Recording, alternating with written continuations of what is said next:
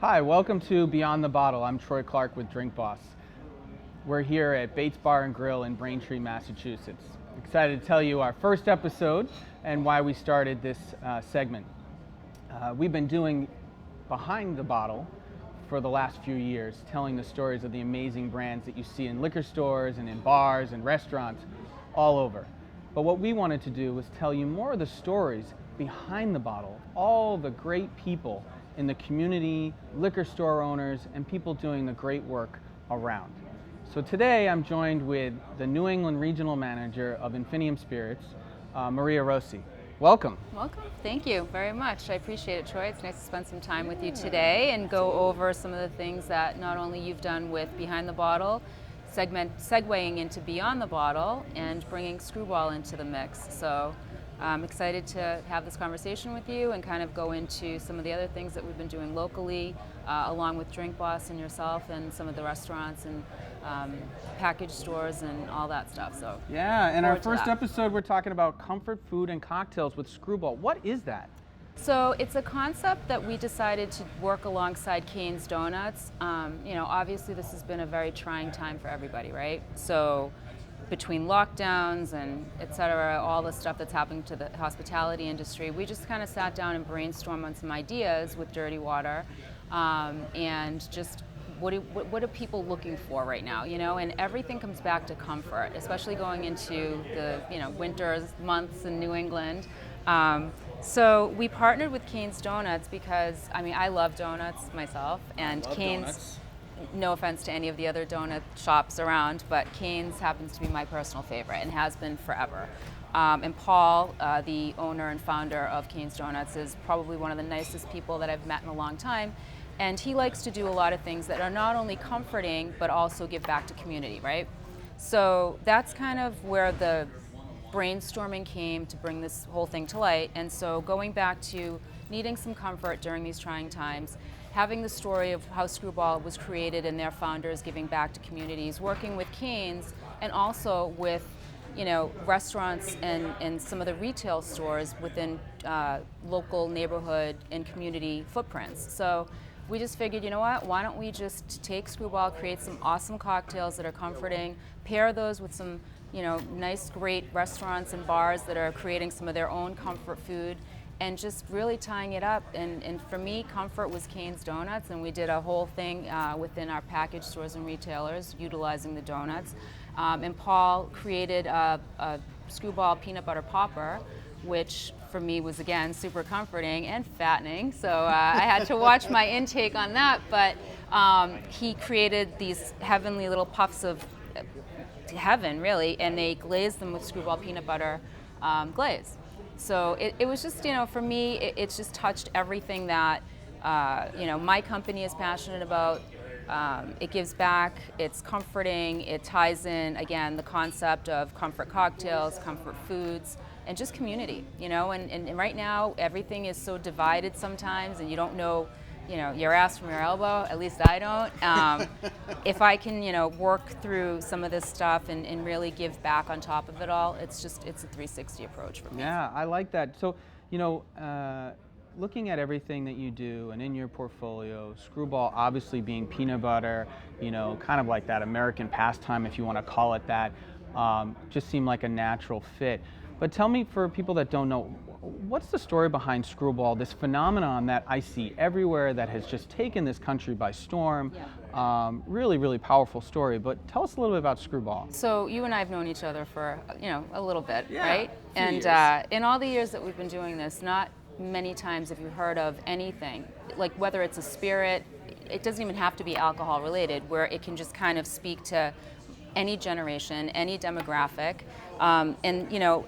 Again, this whole thing with Skrewball is even more appealing because the owner is living in truly, to me, the epitome of the American dream, right? So this gentleman is a young man who is a Cambodian refugee, actually is a polio survivor, not polo, but polio survivor. And he came over to this country through an act of kindness. And in the basket of food that was delivered to his foster family was peanut butter. So imagine this young child who's displaced from his home country. You know, he's already had some strife and hardship in his life, comes over to a country, tastes peanut butter for the first time, falls in love with it. Fast forward to, you know, high school, Ocean Beach, California, meets this phenomenal woman, you know, in kindergarten actually, who's now his wife. He You goes don't hear off. those stories very often. You don't right? hear those stories, especially Not you enough know. kindergarten marriages. No, but you know, it's interesting because he goes off and opens up some restaurants in Ocean Beach. She goes off and fulfills her career as a, you know, patent pharmaceutical chemist and also a lawyer. And they just decided that they were spending too much time apart. So during the time he was at the restaurant, he created his concoction of peanut butter, which he loved, and whiskey, which he loved. And that's what the signature cocktail was in his restaurants. She goes off and has this awesome career, but they're not spending time together. So they decide, when they had their children, or their first child, how do we work together? So she took his love of a cocktail and peanut butter, her knowledge and ability to work in a lab, and created something that neither one of them saw happening, and that was Skrewball peanut butter whiskey, which allowed them to not only offer this to everybody, but also to work together as a family and really combine their best efforts. And that's how we came about this. But even beyond that, I think the story is just everybody has a little bit of a misfit inside of them, and we're all screwballs and black sheeps at some point or another. Absolutely. And some of us stay that way. So it's just, it really speaks to just be yourself, you know, think outside the box, but be a good person and give back. And that's what this company is really doing. And that's, again, what we are very, very passionate about. So yes, we're fortunate enough to have a once-in-a-lifetime brand that people are loving. But beyond that, it's just, there's a deeper story here from somebody that really is living the true American dream. You know, I had the fortune to meet them, and they're just some of the most amazing, genuine They human really are. beings. Yep. Really great. And to think that all this time, that there was no peanut butter whiskey ever created. I mean, something that everyone uses almost every day, peanut butter. Right. And then whiskey having the phenomenon that it is and growing in this country, just a natural combination together. And again, going back to Brittany and her love of all things, you know, in a lab, she's trying to actually get to a point with this formula that it's completely stripped of any protein, peanut proteins that actually cause some of the allergic reactions that people have. So, you know, again, it's great to be able to drink it, it's great to be able to have it, but then to be able to hopefully get to that point, which we're very close, is going to be amazing to see. So. And completely on trend, which I think is also important, that they created a product not using anything artificial. Correct. Using all real ingredients, real whiskey, Absolutely. real peanut butter. No cheaters in the product. No, it's awesome. Which makes it even more delicious. Yes. For utilizing. So that's awesome. And then you have this comfort food you're making with Cane's Donuts and utilizing that. And tying those two in together. Talk a little bit, how's that been going? How's that been going over? So it's actually been greatly received. And again, it goes back to just thinking a little bit bigger picture for us. You know, everybody wants to get to certain restaurants and certain retailers and just kind of, you know, provide value, especially now. But for us, it was just really, okay, how do we work with somebody that believes in local? How do we work with somebody that believes in community? And Paul, you know, his family's from Greece, immigrants, myself as well, and we had that commonality, and then we started talking and brainstorming along with Dirty Water, and it just became a really easy platform to execute because he was able to create these amazing donuts with Skrewball peanut butter glaze, which was lights out. We couldn't do wet tastings at retail stores, but we wanted people to experience what Skrewball really tastes like, so we were able to work through that and engage with that footprint. And then above and beyond that, you know, we knew that the hospitality industry was hurting with the on-premise accounts, and we wanted to bring them some support. So we said, okay, well, we know that there's different, you know, openings and COVID restrictions, whatever. So we looked outside of Boston proper for a lot of this and worked within a footprint. So we worked with accounts that were close to the retailers that participated, that we could provide Cane's Donuts with, and just tie it all together. The accounts were able to utilize Skrewball and, you know, drive their comfort cocktails along with their food. I thought the donuts are super comforting because I love them. And then, you know, we worked with local community food banks to give back. And so, you know, on behalf of Skrewball, the on-premise restaurants and bars that worked with us alongside the retailers that work with us alongside Cane's Donuts, we've been able to give back to community food banks, especially during these trying times. So that was really, really hard. So how does an account get involved in something like this? Does everyone have to buy the donuts? Like how does this work? So actually, the accounts were just presented from Martinetti companies on this concept, and just really, hey, is this something that you guys believe in? Is this product something that you believe in? And fortunately for us, we were able to isolate the retailers in these communities first and approach them, and then kind of delineate which on-premise accounts really, really wanted to get behind this the correct way. And that goes to giving back to their own staff, giving back to their own community, and really embracing Skrewball and promoting it, and just tying it into their comfort food segment of their menu. Awesome. So that's what leads me to why we're here today at Bates Bar and Grille in Braintree. This is one of the on-premise accounts that really got involved, correct? Correct, absolutely. Yeah. And they actually got involved on such a great, exciting platform. Like, their drinks are just awesome. The staff's super enthusiastic. I mean, the food is lights out, so that's super comforting in and of itself. But just the pride that goes into some of the cocktails that they're making with Skrewball is just outstanding. So I'm excited to talk to Bob, who is the co-founder owner of Bates, and I think we should just introduce him and bring him on in. Let's bring Bob in. So Bob, why don't we get Bob to join us? All right, welcome Bob. Sarras, co-owner of Bates Bar and Grille. It's nice to be Thanks so here. much for having you today. We're really excited to be able to be here and to share your story. So before we get into all the comfort food and cocktails and everything, why don't you tell us a little bit about this building, because I hear there's an incredible story behind it. Sure. So this building used to be the Bates Opera House back in the late 1800s into the 1900s. It used to have over 800 seats. It worked as an opera house. They did theater here. They did meetings here. They did plays, a little bit of everything. It was a spot for everybody to come down from the surrounding area and to kind of get together, hang out, relax, and have a good time. So we kind of wanted to roll with that and create something for the neighborhood where people could come back down here and enjoy their time down here. That's awesome. That's awesome. This whole area has just completely changed since, even 5 years ago. I just feel like every time I come through here, there's more and more going on. So this is great. It definitely has. It's been developed a lot over the last couple of years. Within the last 5 years, we, just like the old Bates Opera, they had a fire. That's what caused them to demo the building. And we kind of had something similar to that back in 2015. When we had two businesses down here, and we had a fire as well and lost everything. So when we rebuilt, we kind of had something in common with the Bates Opera House, and we wanted to bring that back into the neighborhood. That's awesome. And so bringing people back into the neighborhood, obviously that takes something special to get people to want to come in and spend their money. So what is it that you do that's so unique that's pulling everyone in? We want everybody to be comfortable here, from our food to our drinks to the establishment itself. When designing the building, we wanted an open layout where no matter where you sat, you felt like you were a part of something. It wasn't just individual tables hidden in corners. Everyone that comes in here is involved, whether it's a band playing or whether we have a game going on TV or people that are just coming in for food. We really wanted to specialize in comfort food where it wasn't too upscale. It was great food, delicious food at a reasonable price that kept people coming back, because you don't feel like you're going out and spending a lot, especially in times like today. Yeah, I think you're hitting on all the right things.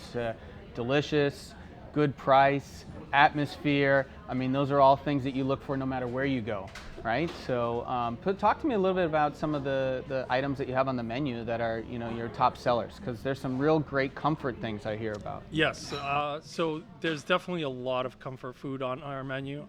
We want to be unique with everything on our menu. The buttermilk chicken is by far one of our most unique things on the menu. Everybody that comes in and tries it always comes back. We get it for takeout more often than not. I've had it. It's delicious. Everybody loves it. I heard you worked on that recipe for quite a while. Quite a while, over a month just to create one sandwich. I wanted to make sure that it was perfect, and we did hit it out of the park with that one. There's a lot of other things on our menu that are unique. It gives everybody the opportunity to try something.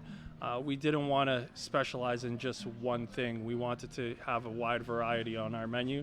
So if a family comes in, they could try something different. It's not necessarily coming in for just a burger or pizza. No, or clam chowder loaded French fries, right? Oh, I heard about those clam chowder loaded French fries. That says New England right there. I mean, think about when you're going to somewhere unique, somewhere special, you want to have something that's different, right? And I think that says it right on the head. Clam chowder, white clam chowder, right? I was a skeptic, but I'm a believer now. It was life-changing. So. It's comfort food, and we are New England, so you have to have clam chowder on everything. And cheeseburger pizza? That's a unique item as well. I mean, people sometimes go out, they can't decide whether they want a pizza or a burger, so we just combine the two and give you a pizza that tastes just like a cheeseburger. Well, you know what, that sounds all great, and I want to talk first, so awesome to see that you got involved with this comfort food and cocktails with Skrewball. I hear you're doing some amazing cocktails with it. Also, Maria hasn't stopped talking about them. I'd love to know a little bit more. What are some of the things that you've been doing? Well, we did a classic sandwich, peanut butter and jelly. So we took the Skrewball and we turned it into a peanut butter and jelly drink. We also top it with a little mini sandwich for you to enjoy, a little treat at the end of your drink. So when I come in and I don't know if I want to have my martini or my peanut butter and jelly sandwich, I get the best of both worlds, just like the French fries. See? You can have both together. You get a meal and a cocktail all in one, right? Yes, definitely. We do pride ourselves on giving everybody a variety and enjoying every minute that they're in here. That's awesome. Bob, I want to ask a couple things. One of these important for people that are listening today. It's been challenging these last year for people, and how have you guys been able to manage during the pandemic from a location standpoint with your team? It's been tough. We do have a great staff. We've supported them, and they've supported us in return.